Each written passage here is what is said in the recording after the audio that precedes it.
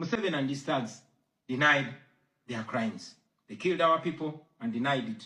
They tortured people and denied it. They raided our houses and denied it.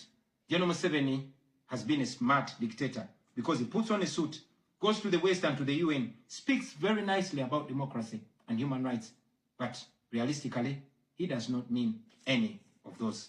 He talks about our so-called Human Rights Commission in Uganda, but the same person closed the UN Human Rights Office in Uganda 2 years ago because they dared to question him about his atrocities. Now that is how he has been able to maintain a facade of democracy for 40 years and counting. But now Museveni is 83 years old, and his 51-year-old son, Muhoozi Kainerugaba, commands our military, the Uganda People's Defense Forces, more like Uganda's defense against his own people. And he's effectively in charge. Unlike his father, Muhoozi does not play the role of a good dictator. He openly and shamelessly says despicable things on social media. On Twitter, he openly confesses and brags about committing atrocities against the people of Uganda. When he was summoned by Parliament, he called Parliament a house of clowns and fools, and he threatened to arrest all of them.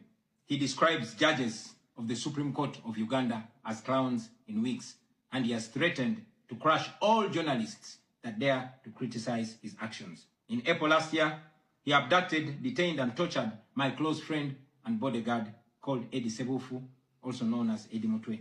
He later on posted on Twitter naked pictures of Eddie, boasting that Eddie Mutwe was in his basement learning Museveni's mother tongue, Runyankole. Last month, he bragged about killing 22 of my friends, and he said that he's praying that I am the 23rd person for him to kill. In other words, Museveni and his son no longer fear international retaliation for their crimes. They've been so emboldened by your lack of action. They know that they can murder their own people, imprison them, torture them, remove their fingernails, push needles down their testicles, and nothing will happen to them. Now, they're using rape as a weapon. Boys and girls, men and women, people of all ages have reported being sexually assaulted by Muhoozi's military. And it's not rare. The majority of the people that they capture and unlawfully imprison have reported being raped, whether men or women. It is no longer possible, ladies and gentlemen, for the international community to deny Museveni's violence and atrocities. It's all over social media. And today, I am talking about it to you. Now, this is our call to action. The way I see it, if the international community continues to be complacent, then Uganda will go from bad to worse. Museveni and his son's military will massacre many more innocent Ugandans. You, ladies and gentlemen, in the Western world, will be forced to grapple with millions of Ugandan refugees pouring into your countries. And maybe then, the international community will come and commiserate with the people of Uganda, just like they did after the genocide in Rwanda, but it was too late. The second option is that the international community rises to the occasion. You stand by the values that you profess, democracy and human rights. You can rein in on General Museveni and his son through targeted sanctions as well as financial and legal pressures. Ladies and gentlemen, Ugandans are not seeking for pity. Ugandans are only seeking to see the world take action against the individuals that have violated their rights for far too long. Those that have abused democracy with impunity should be the starting point.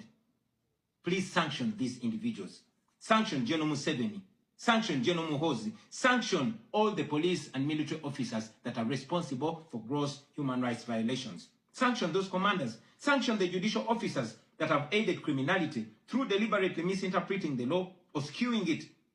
Those that normalize electoral fraud. Those that remand to prison suspects that should actually be sent to hospital. Sanction these individuals because their combined efforts in the last election effectively give autocracy a blank check to rule over the people of Uganda for 5 years. We call upon the international community to treat General Museveni exactly how they treated Idi Amin, because Idi Amin did what he did to Ugandans for only 8 years. Museveni has done much worse to the people of Uganda, and it has been for 40 years and counting. Because of the inaction of the international community, Museveni's mode of dictatorship and human rights violations is being seen as acceptable in the region, and it must be stopped before it is exported to other countries in the region and in the continent. We ask the international community not to recognize Museveni's regime because it is not legitimate. Please terminate any forms of cooperation with this government because he is not legitimate. On our end, as the people of Uganda, we are committed to non-violent means of changing our country, non-violent means of putting an end to this 40-year-old dictatorship. And you can be sure that the people of Uganda will sooner or later free themselves, because oppressed people cannot stay oppressed forever. With your help, friends, with the help of the international community and development partners, we can change our country. We can liberate Uganda before it is too late. I thank you for listening to me, for God and my country.